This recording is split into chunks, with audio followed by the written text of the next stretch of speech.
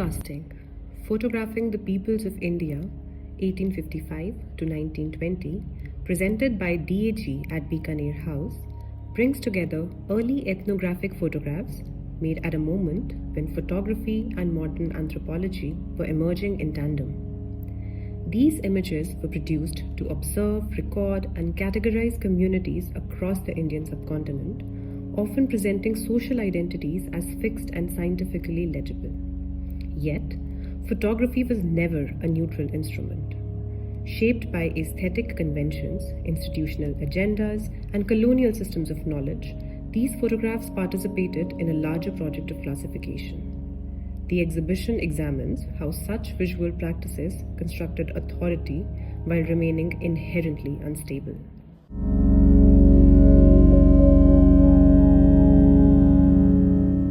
So my name is Giles Tillotson. I work for DAG with responsibility for part of the exhibitions program. And with me is Dr. Sudeshna Guha, who is a consultant on historic photography, but also the curator of this particular exhibition.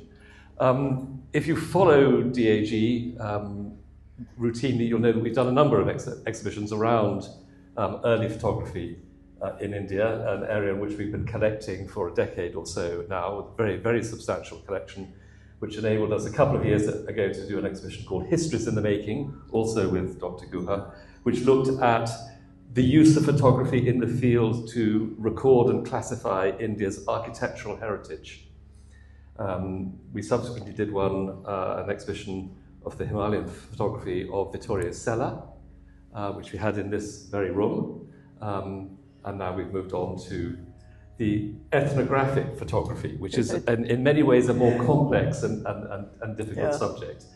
I think I can make an introductory comment and get you to respond, because actually it's much more Sudeshna's field of research. I come to this, as it were, as a newcomer, but intrigued to look at the coincidence. I think this is what makes this exhibition, the coincidence of the rise of photography and of field anthropology in India. The camera, the photography as a technique is invented in 1839. But rapidly develops, changes very much technologically in its early years, but it's in use in the field in the 1850s. And that happens to coincide with the rise of a kind of more earnest academic anthropological endeavor in India, where what the colonial state is trying to do is to categorize you all. It's a question of understanding how Indian society is composed post-uprising in order better to control you.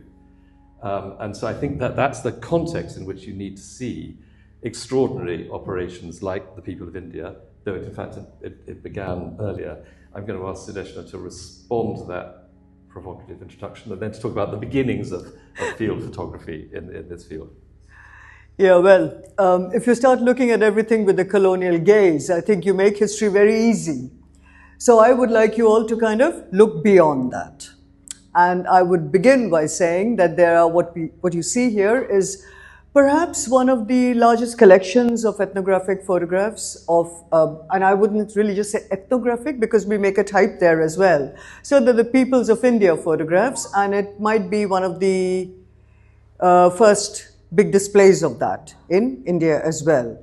As you can see, an exhibition like this would be very difficult to do because you really don't want to be typecasting, putting something as a typecast there. So what you need to remember are that photographs were, or photography when it began, it was a commercial enterprise.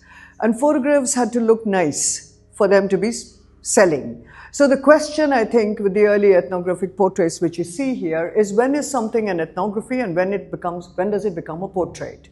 Many of these photographs, as you see, they were not these photographs also allow duplication. So something which is put on a wall would be looked at differently than something which comes in somebody else's personal albums. And I want to begin with if you just look at the first photographs which the DAG has in its collection is from 1855, and you see near the green wall. And there's a photograph there which says the Brahmin ladies, and that's from 1855. It's the first photograph, I think, as you enter the room. And that was taken by somebody called William Johnson, who was an uncovenanted clerk in the Bombay Civil Service, who also opened the first daguerreotype photographic studio in Girgaon in Bombay. And very soon, Johnson became a master of the collodion technique. But he took this and he and his fellow mate called William Henderson, they began a series called the Indian Amateurs Photographic Album. Now, this is one of the first albums we know where they kind of started putting peoples of India as, you know, types into a kind of a booklet, which was absolutely for sale value. Bombay was then emerging as an emergent port. So photographs obviously, and they were trying to rope in the European market also, but also perhaps the rising Parsi, the Bohras, I mean, the rich people in Bombay. So these photographs were, I would say that they are the kind of the first examples of trying to do types with photography. However, having said that, Johnson then, I mean, he fell foul with William Henderson, and then he published a series called The Oriental Races and Tribes of Bombay. And this same photograph he published there, but he changed the background. And the background is actually a Bombay temple. Okay. And then this photograph was published again, and we have a vitrine which is there in a book called The Textiles of India, and the photograph is hand-painted. And that was to show the saris which they wore, because that was for the textiles of India. So what I'm trying to tell you is that the photographs hold different meanings in different contexts of viewing and where they are. And I think you need to look at them that way.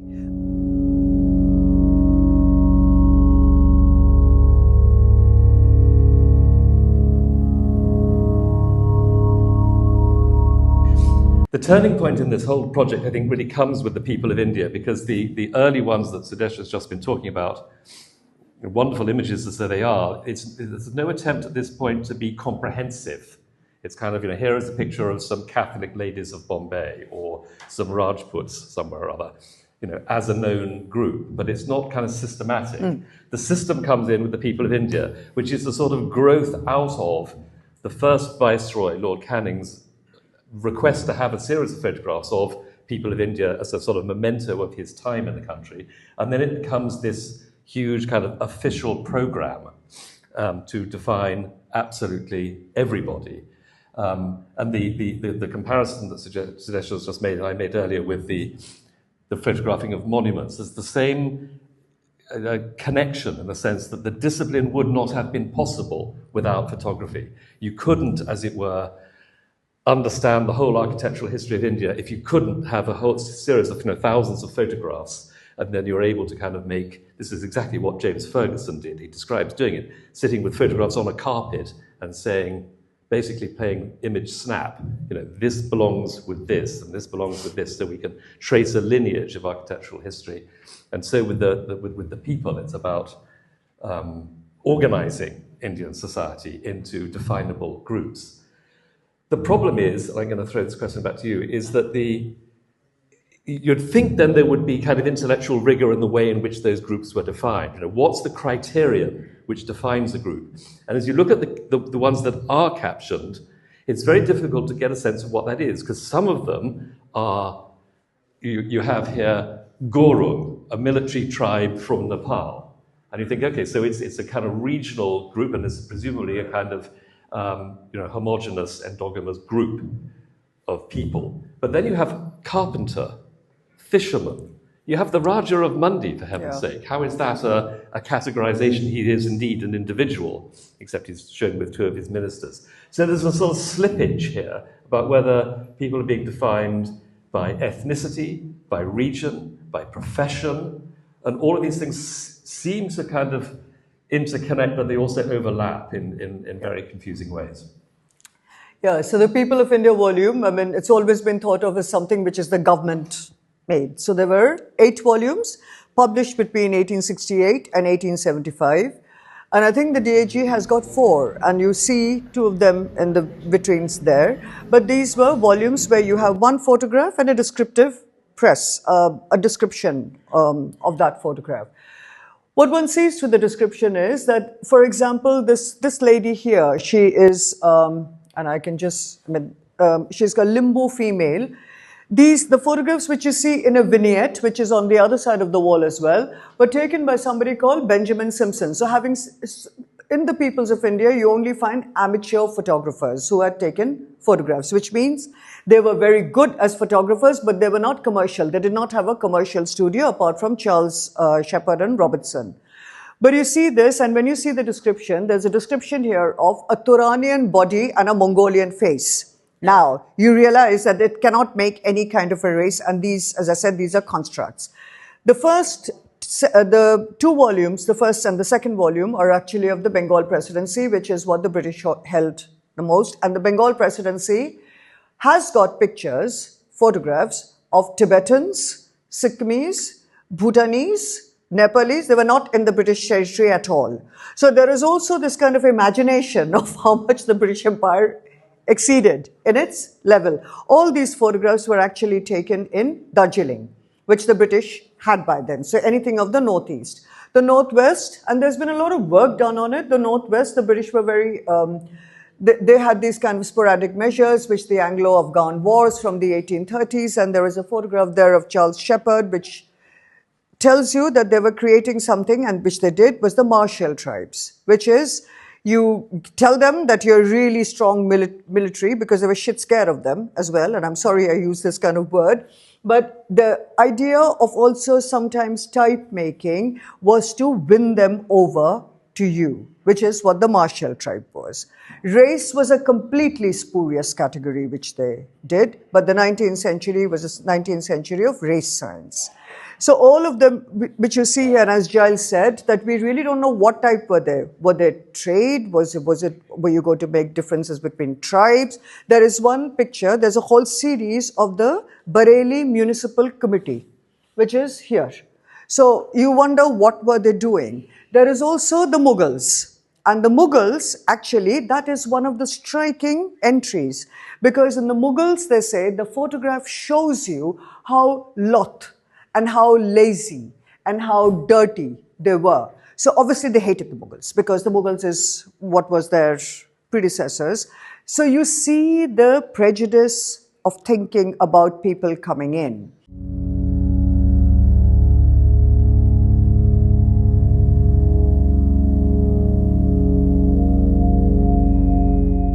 A project like the People of India sets out to define categories. It's not as though anyone's done this before on this scale. So somebody might have an idea that there's a community called X or a tribe called Y, but in representing a category, you're also making it. There's a sense in which it's one and the same thing. You think that you're finding something that already exists. We have a tribal group called X, but by photographing it with a supposedly objective technique like photography and then describing it, you're actually not recording, you're creating that category. So it's not that you move from one to the other, it's that they're just the two sides of the same coin. So yeah, so what he said is absolute. And what they did with photography also is that they had the photographs and then they actually wrote a descriptive text with it. So it's not only photography. So there is something else which comes up with it. It's your labels and captions, but the descriptive text which they do with field work, which is field photography. So it's not only just, I mean, you're going to the field, you're taking photos, and then you're kind of putting something in a format which is easily digestible, and it can be seen. So it creates this idea that there are some neat types, typologies, etc. But Giles answered that question, and I'll just answer the second part of that question, the social responsibility. And so you see the peoples of India here. In the 1990s, the government of the Anthropological Survey of India had another set of peoples of India. So we have 43 volumes of that peoples of India. And they followed the same method. So here, having talked about colonial, you see something which the Indian government does as well. That it's become so typesetted in your mind that there is a typology, that there are these types, that you do the same method. You go to the field, you take descriptions and you take your informants to the field. You don't take descriptions from the people. As the informants from the field, you take a photograph and you bring out the same kind of books. Now, the social responsibility here is that considering in this country where we have such a diversity of people, but where we also have a huge amount of hierarchy, I think we need to think through type making, because type does not exist. So that's what the exhibition kind of shows you, that it's a social construct. Does it ever really? There's a grey area, there's an area of ambiguity. We've got one magnificent picture, which is a family portrait, where you can, though it's undocumented, we don't even know who took it, we don't know who the people are, but looking at the image, it's clearly a successful, large family want a group portrait taken, and they've obviously commissioned it. Some of these things, you've got a picture of an individual who's some of these Rajas in particular, the Raja of Mandi here, Mandi, this is the Raja of Koti. You've got the Siba Raja and Sweet again. So these are local rulers, but curiously they're not giving us their names. So they're being photographed again as a representative of a type. This is an example of a hill Raja. It's not really a portrait. It's not, and it's certainly not coming from them. And so these are the sort of rulers who their ancestors would have commissioned a Pahari painter to paint their portrait. That is a portrait, but I think there's something not quite portraiture going on in this. Okay, so and the other thing of this portraiture is you see Benjamin Simpson, the photographs which are on the other side of the wall, and they were, obviously they're ethnographic, but they were considered to be beautiful vignettes. And photographers were asked to emulate taking his kind of photographs. They are all on a white background. They don't show anything of, they're out of the cultural context of ethnography. So they are ethnographic portraits. And I think the question here is, it's the intention of photography, right? So when you're doing photographing a subject, yes, and it's a subject of photography, but when you're photographing for a portrait. And in the journal of the, what's it called? The British History of, what's it called? BJP, I call it. The British Journal of Photography of the 19th century, there are lots of debates about a portraiture. A portraiture is supposed to bring out the beautiful, aesthetic, civilized quality of a person. It's supposed to show in the face. An ethnographic portrait was just to show the physical type absolutely clearly. So Samuel Bourne has a problem with taking pictures in India because the blackface and the white pagdis doesn't seem to manage, he can do the lighting technique on his photographs. So he is not very happy. Whereas John Beattie says that, look, you put these up, these portraits get the prizes for the international exhibition, but we really don't think these are portraits because a thick lip, a fat nose or whatever, for us, it's not the sense of beauty. So there is this aesthetics of, which is also there. I mean, we always think about aesthetics in painting, but there is this aesthetics also in terms of, thinking about civilized, uncivil, all kinds of things come up about these. But these are ethnographic portraits or a portrait. And sometimes it's a gray area. If these, for example, the Brahmin ladies, if it was in one of these ladies' family albums, they would think of it differently. So it's on perception. So it's the intention of the photographer as well as how the photograph is then viewed, which actually can make the shift. I stressed two shifts, one in time and one in audience, that this is made, particularly the people of India, again, is made, or all of these images are made essentially for Western consumption, British consumption, for information, and 150 years ago. So we've moved on 150 years, and we're showing it to an Indian audience. So we would hope that the response and the use and the meaning, indeed, would change. The photographs themselves are fluid, are capable of changing meaning. But I think we also share an idea that caste and community themselves as categories are fluid and changing. And so I would hope that particularly a younger audience would encourage them to question some of the definitions that have been handed down to them, or indeed are, if I can use the word, reified, made real, made solid by a project like the Peoples of India group. I completely. I mean, but I stressed yesterday that an exhibition like this, I hope they'll take back with them that photography and photographs actually shows you that type is an invisible phenomenon. It does not exist out there in the nature. It's a social construct. And it comes to caste, it comes to all that. So that's one thing. The other thing is that these kind of exhibitions are rare in India. So ethnographic, I mean, we've not had very many 19th century photographic exhibitions for a long time in India. And it should also, I mean, I would want youngsters to come and see this because there is a lot of work which is happening in social anthropology. And in India, when we talk about social anthropology, it's always been kinship, this, that, and the other. But there is visual anthropology, which is coming up there. So I just hope that some young people could be attracted to look at some of these photographs and think of a new research project. Have something coming up from this. Every exhibition should open up new areas of inquiry. So I would hope that that happens.